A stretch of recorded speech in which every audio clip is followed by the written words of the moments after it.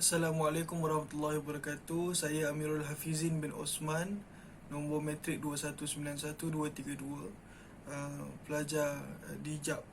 Jadi untuk hari ini saya telah diberikan satu tugasan, tugasan ke-13, iaitu untuk membentangkan atau menjelaskan tentang tuntutan balas.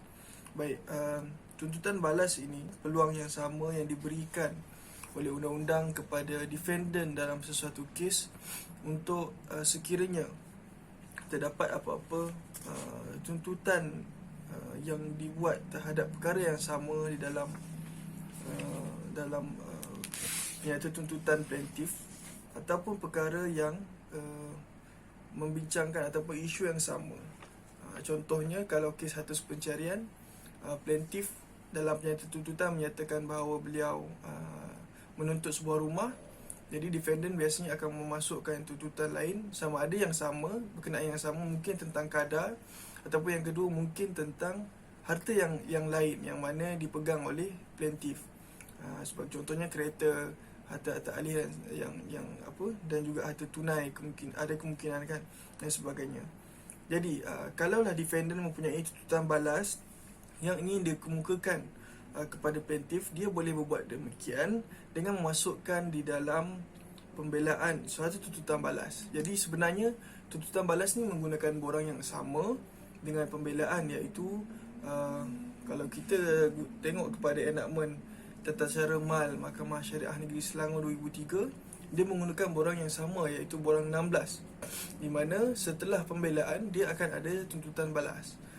Tetapi di mahkamah, kalau kebiasaannya untuk pembelaan sahaja tanpa tuntutan balas, kos dia berbeza dengan pembelaan yang mempunyai tuntutan balas. Biasanya 2 kali ganda lah, sebab dia dikira sebagai satu tuntutan balas dan pembelaan ni adalah sebenarnya 2 kertas kausa yang berbeza, cuma borang yang digunakan adalah borang yang sama, iaitu borang MS16. Jadi kalau kita tengok dalam setiap saya percaya enakmen negeri-negeri ataupun akta wilayah pun sama penggunaan dia. Dan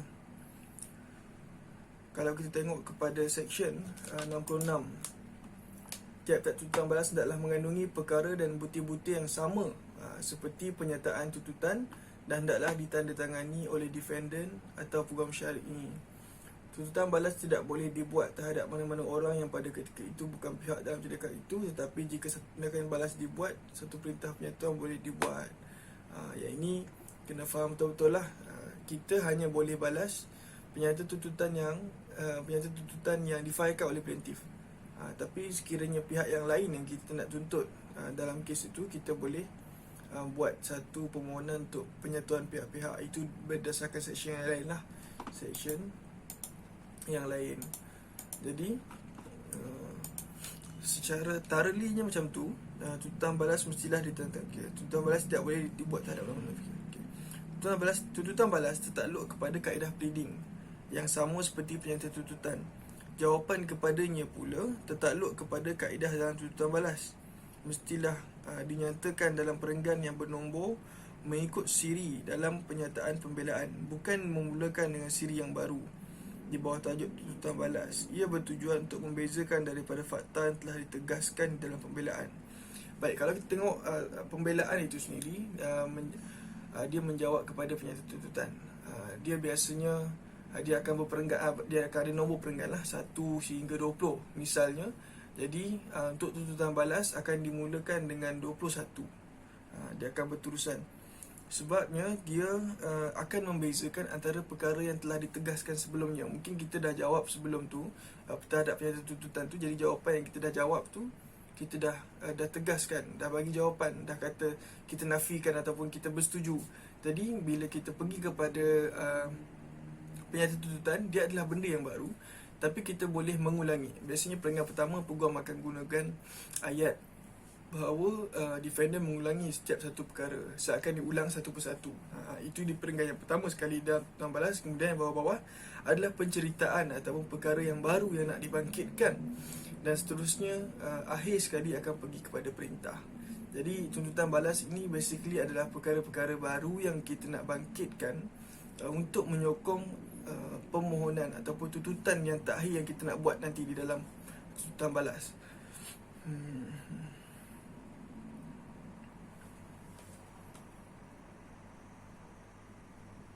Jika mana-mana fakta yang menjadi dasar kepada tuntutan balas telah dinyatakan dalam pernyataan pembelaan, ia tidak perlu dinyatakan sekali lagi dalam tuntutan balas. Bagaimanapun, ianya boleh digabungkan melalui rujukan di bawah tajuk tuntutan balas. Contohnya, defendant mengulangi perenggan 1 sehingga 6 termasuk pembelaan. Dengan ini tidak perlu diulangi perenggan. Jadi, untuk tuntutan balas ni, kalau kita ada isu yang sama ataupun cerita yang sama yang kita nak bangkitkan, yang kita dah bangkitkan dalam pembelaan sebelum tu, perenggan sebelum tu, kita just perlu nyatakan yang kita mengulangi perenggan tersebut dan menambah bahawa bla bla bla bla. Jadi fakta yang baru ini yang kita kupas dalam tuntutan balas, tapi kita tidak perlu lagi ulang benda yang kita dah sebut dalam pembelaan. Jadi saya bagi satu contoh lah dalam tuntutan balas ni, lebih kepada saya bagi contoh harta pencarian. Apabila kita bangkitkan harta yang baru, contohnya tidak disebut dalam pernyataan tuntutan plaintiff untuk menuntut sebuah kereta, tapi kita nak tuntut kereta ni. Jadi kita kena ceritakan kepada mahkamah tentang kereta ni. Bagaimana pemorelaan, bila pemorelaan, siapakah yang menyumbang untuk pemorelaan tersebut, harta tersebut macam mana status dia, masih dalam angsuran, siapa yang bayar, siapa yang pegang aset tersebut sekarang, atas nama siapa aset tu.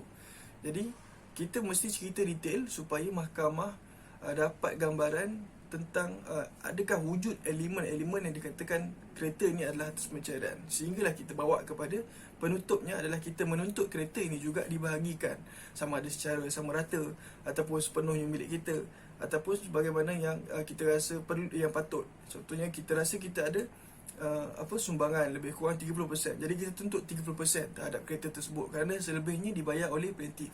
Jadi itu adalah contohlah yang saya boleh bagi untuk macam mana kita nak buat satu tuntutan balas. Dia tidak sama dengan pembelaan, dia adalah satu perkara yang lain, biasanya isu yang baru yang kita nak bangkitkan. Ataupun kita boleh juga membuat tuntutan balas untuk kita defend diri kita apabila plaintiff telah memohon untuk sebuah rumah dibagikan kepada beliau 100%.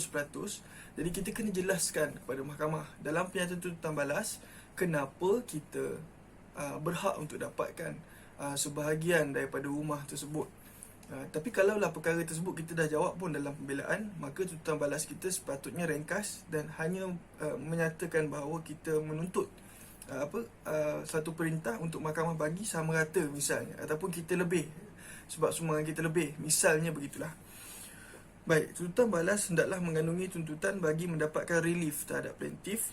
Pleading yang tidak menuntut sebarang relief balas terhadap plaintiff, sama ada plaintiff berseorangan atau bersama individu lain, bukanlah satu tuntutan balas. Jadi tuntutan balas ni mestilah ada benda yang kita nak minta, sama ada berlawanan dengan apa yang plaintiff minta, ataupun berbeza sedikit dengan apa yang plaintiff minta, ataupun perkara lain yang menyentuh isu yang sama.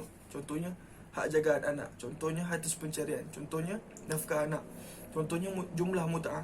Jadi ini mesti ada. Kalau tak ada, maka tak adalah tuntutan balas. Okey, ada kes yang tidak memerlukan tuntutan balas. Misalnya kes berkenaan dengan yang telah kita bersetuju. Jadi tak perlukan tuntutan balas. Kita cuma perlu adakan pembelaan sahaja. Jadi menunjukkan yang kita sebenarnya tidaklah seperti apa yang plaintiff kata. Kita bersetuju dengan apa yang plaintiff tuntut, tapi kita tak bersetuju dengan setengah fakta sahaja dengan plaintiff. Jadi yang itu kita boleh masukkan pembelaan, tapi tidak perlukan ada tuntutan balas. Jadi akhir sekali, apa pentingnya tuntutan balas ni? Okey, baik, saya jelaskan. Kita tengok section 121 enakmen tata cara. Kenapa penting sangat tuntutan balas? Sebab dalam sesuatu kes, apabila kes itu telah disebut tetapi pihak yang satu lagi tidak hadir. Contohnya plaintiff memulakan kes, kemudian pada hari sebutan ataupun hari yang nak berbicara, ataupun sepanjang tempoh perbicaraan tu plaintiff tak datang, dan kita sebagai defendant kita datang dan kita ada tuntutan balas. Jadi kalau ikutkan kepada section 121, iaitu berkenaan dengan ketidakhadiran pihak-pihak, ini dalam enakmen tata cara mal, saya rujuk kepada Selangor tahun 2003, kurungan 1 Kurungan 1C. Seandainya plaintiff tidak hadir, mahkamah boleh membuang tindakan itu dan mendengar memutuskan apa-apa tuntutan balas. Jadi inilah penting tuntutan balas. Apabila plaintiff memulakan kes, plaintiff tidak hadir, kita datang, kita bagi komitmen dan kita ada tuntutan balas, maka mahkamah boleh putuskan berdasarkan kepada apa yang kita telah tuntut dalam tuntutan balas tersebut. Jadi inilah kepentingan dia, dan saya harap video ni dapat membantu sahabat-sahabat saya untuk memahami dan juga menjadi satu apa kita panggil satu kebaikan lah untuk dikongsikan bersama. Jazakumullahu khairan jazak untuk menonton video ni sehingga habis. Semoga kita mendapat manfaat. Terima kasih. Assalamualaikum warahmatullahi wabarakatuh.